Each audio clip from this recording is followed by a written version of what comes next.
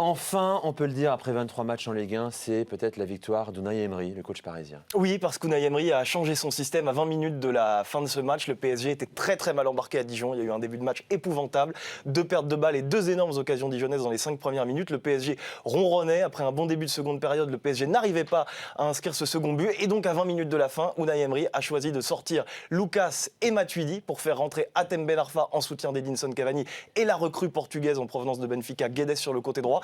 Et ça a tout changé parce que ces deux-là se sont montrés extrêmement remuants. Ils ont posé davantage de problèmes à la défense dijonnaise. Et d'ailleurs, Ben Arfa et Guedes sont impliqués sur une action qui pressait juste le deuxième but. Et Ben Arfa est à l'origine avec Draxler du troisième. Il confirme Ben Arfa son regain de forme. Et Guedes, quant à lui, laisse entrevoir de belles choses pour la fin de saison. Donc oui, une vraie victoire d'Unai Emery qui là, alors qu'on pouvait le lui reprocher notamment la semaine dernière face à Monaco, a réussi à peser sur le cours du match avec ses changements.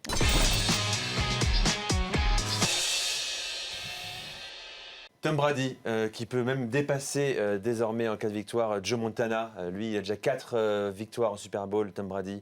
C'est le footballeur américain du siècle, réellement, enfin de l'histoire même. Oui, c'est le joueur référent au poste de quarterback. C'est un joueur de très très haut niveau, une préparation de dingue. Et il a une alimentation et une hygiène de vie qui fait qu'il arrive à performer à cet âge-là, à 39 ans. Qui n'est pas donné à tout le monde. Il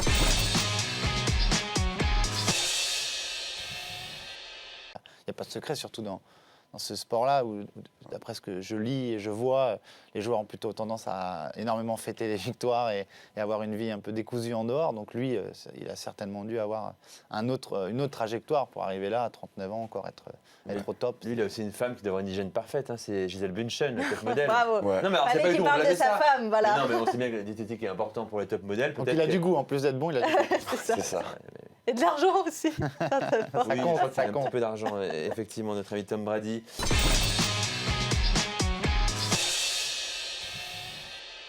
Première médaille olympique pour vous, Dimitri. Ouais, c'est rare de les enchaîner. Donc en 2016, il a fallu attendre 2016 pour avoir cette médaille, la première médaille. Donc après ma première participation aux Jeux Olympiques, qui étaient ceux de Londres en 2012. Et il y a eu beaucoup de travail, beaucoup d'étapes passées pour arriver jusqu'à là. Et puis voilà, c'est une médaille qui est symbolique pour moi, symbolique pour ma carrière et symbolique pour tout ce que j'ai un petit peu traversé pour y arriver. Il y a des blessures, beaucoup de blessures, hein, à côté de Giscard Samba. Vous êtes encore ému quand vous en parlez. Ouais, bien sûr. Hein, vous ne voyez pas, mais les yeux ils brillent un peu quand même. Hein. C'était là. Vous vous rappelez, vous l'avez vu cette course, vous êtes levé dans la nuit. Il devait être 2-3 heures du matin en France. Hein. Ouais, c'est clair. Non, oui, bien sûr. J'étais à Rio avec le relais, donc forcément, mais oui, évidemment, j'ai vu la course et oui, j'étais très contente pour Dimitri, d'autant plus que je me suis entraînée avec lui pendant 2 ans. Oui. Donc ça fait super plaisir de voir ça. Et puis il y a l'esprit français aussi, d'être qu'un Français fait une médaille.